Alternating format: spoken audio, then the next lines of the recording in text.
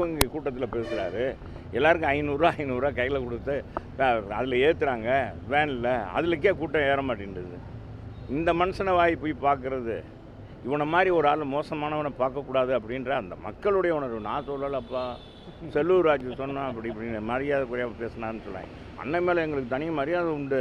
ஆமாம், நீங்கள் அது மாதிரிலாம் நினைக்காதீங்க, தென் மாவட்டத்துக்காரு. ஆனால் அந்த அவருடைய நடவடிக்கையை இன்றைக்கி எல்லாருமே ஏச்சுக்கும் பேச்சுக்கும் ஆளாயிருக்கார்.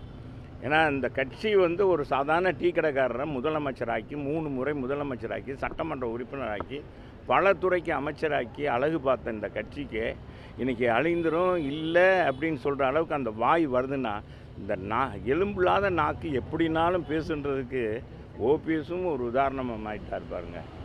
இவரே தான், நான் தான் நடத்தினேன் சென்னை மதுரையில் கூட்டம் முனிச்சாலை ரோட்டில்.